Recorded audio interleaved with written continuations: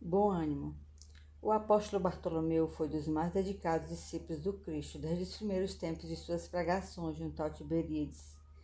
Todas as suas possibilidades eram empregadas em acompanhar o Mestre na sua tarefa divina. Entretanto, Bartolomeu era triste e vezes inúmeras o Senhor surpreendia em meditações profundas e dolorosas. Foi talvez por isso que uma noite, enquanto Simão Pedro e sua família se entregavam a inadiáveis afazeres domésticos, Jesus aproveitou alguns instantes para lhe falar mais demoradamente ao coração. Após o interrogativo afetuoso e fraternal, Bartolomeu deixou falar-se o seu espírito sensível. Mestre, exclamou timidamente, não saberia nunca explicar-vos o porquê de minhas tristezas amargurosas.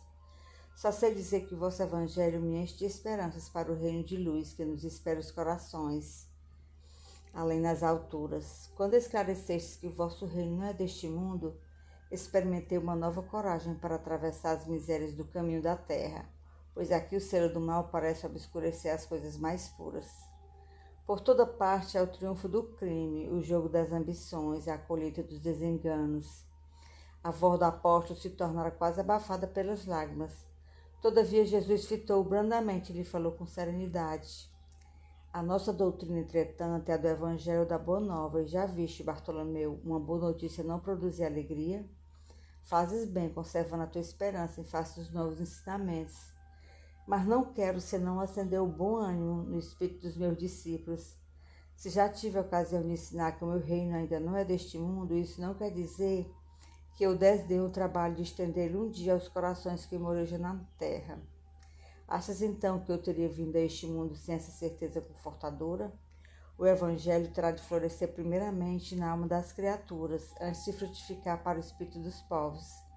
Mas venho de meu Pai, cheio de fortaleza e confiança, e a minha mensagem é de proporcionar grande júbilo a quantos a receber de coração.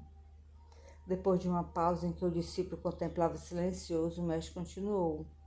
A vida terrestre é uma estrada prodigiosa que conduz aos braços amorosos de Deus. O trabalho é a marcha, a luta comum é a caminhada de cada dia. Os instantes deliciosos da manhã e as horas noturnas de serenidade são os pontos de repouso. Mas ouve-me bem, na atividade ou no descanso físico, a oportunidade de uma hora, de uma elevação, de uma palavra humilde é o convite de nosso Pai para que semeemos as suas bênçãos sacrossantas. Em geral, os homens abusam deste ensejo precioso para antepor a sua vontade perfeita aos desígnios superiores, perturbando a própria marcha. Daí resulta as jornadas mais ásperas, a colheita dos espinhos, as paradas obrigatórias para a retificação das faltas cometidas, os infrutíferos labores. Em vista dessas razões, observamos que os viajores da terra estão sempre desalentados. Na obcecação de sua vontade própria, fere a fronte nas pedras da estrada, cerra os ouvidos à realidade espiritual, vendo os olhos com a sombra da rebeldia e passa em lágrimas, em desesperadas imprecações e amargurados gemidos, sem enxergar a fonte cristalina, a estrela cariciosa do céu, o perfume da flor, a palavra de um amigo, a claridade das experiências que Deus espalhou para a sua jornada, em todos os aspectos do caminho. Houve um pequeno intervalo nas considerações afetuosas, depois do que, sem mesmo perceber inteiramente o alcance de suas palavras, Bartolomeu interrogou. Mestre, os vossos esclarecimentos dissipam os meus pesares, mas o Evangelho exige de nós a fortaleza permanente?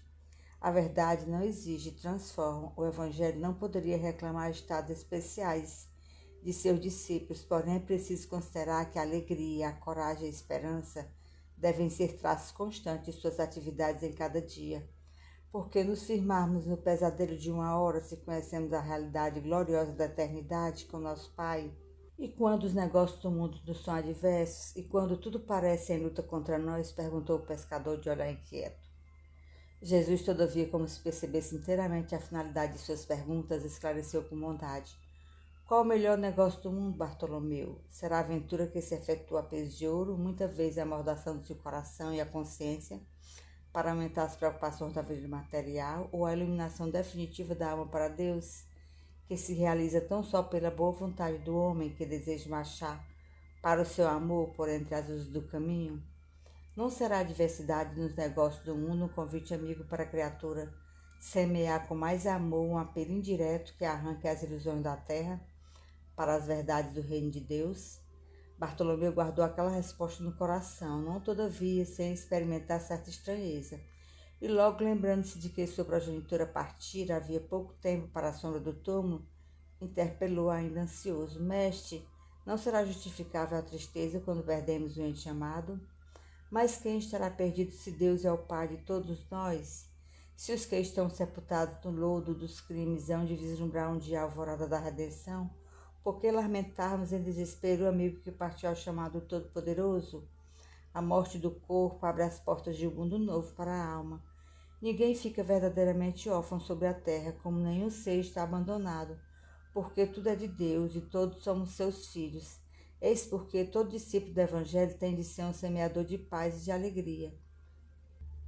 Jesus entrou em silêncio, como se houvera terminado a sua exposição judiciosa e serena. E pois que a hora já ia adiantada, Bartolomeu se despediu. O olhar do mestre oferecia ao seu naquela noite uma luz mais doce e mais brilhante. Suas mãos lhe tocaram os ombros levemente, deixando-lhe uma sensação salutar e desconhecida. Embora nascido em Canaã, da Galiléia, Bartolomeu residia então em Dalmanuta, para onde se dirigiu, meditando gravemente nas lições que havia recebido. A noite pareceu-lhe formosa como nunca. No alto, as estrelas se lhe afiguravam as luzes gloriosas do Palácio de Deus à espera das suas criaturas, com hinos de alegria, as águas do Genezaré. Aos seus olhos estavam mais plácidas e felizes. Os ventos brandos lhe sussurravam ao entendimento cariciosas inspirações, como um correio delicado que chegasse ao céu. Bartolomeu começou a recordar as razões de suas tristezas intraduzíveis, mas com surpresa não mais as encontrou no campo do coração. Lembrava-se de haver perdido a afetuosa progenitora, refletiu, porém, com mais amplitude quanto aos desígnios da providência divina. Deus não lhe era pai e mãe nos céus, recordou os contratempos da vida e ponderou que seus irmãos pelo sangue o aborreciam e caluniavam.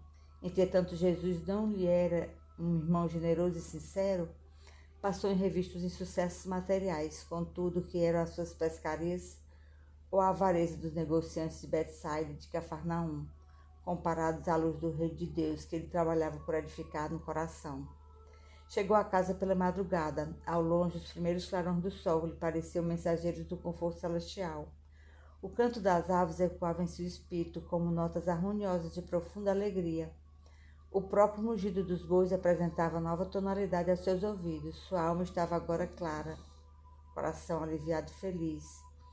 Enrangendo os gozos da porta, seus irmãos dirigiram-lhe impropérios, acusando-o de mau filho, de vagabundo e traidor da lei. Bartolomeu, porém, recordou o Evangelho e sentiu que só ele tinha bastante alegria para dar a seus irmãos. Em vez de reagir asperamente, como de outras vezes, sorriu-lhes com a bondade das explicações amigas.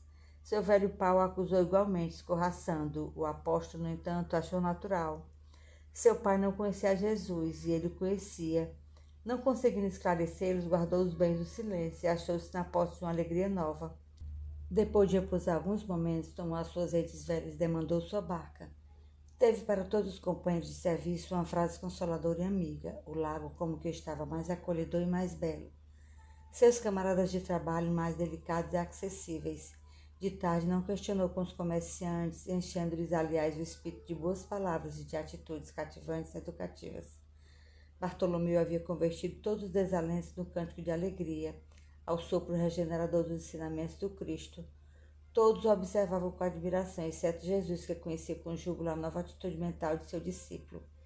No sábado seguinte, o mestre demandou às margens do lago, cercado de seus numerosos seguidores. Ali aglomeravam-se homens e mulheres do povo, judeus e funcionários de Antipas, a par de grande número de soldados romanos. Jesus começou a pregar a boa nova e a certa altura contou, conforme a narrativa de Mateus, que o reino dos céus é semelhante a um tesouro que, oculto no campo, foi achado e escondido por um homem, que, movido de gozo, vendeu tudo que possuía e comprou aquele campo. Nesse instante, o olhar do mestre pousou sobre Bartolomeu, que o contemplava embevecido. A luz branda de seus olhos generosos penetrou fundo no íntimo do apóstolo, pela ternura que evidenciava, e o pescador humilde compreendeu a delicada alusão do ensinamento, experimentando a alma leve e satisfeita, depois de haver alijado todas as vaidades que ainda se não desfizera, para adquirir o tesouro divino no campo infinito da vida.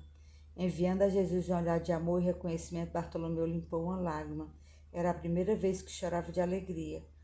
O pescador de Damanuta aderira para sempre aos eternos júbilos do Evangelho do Reino.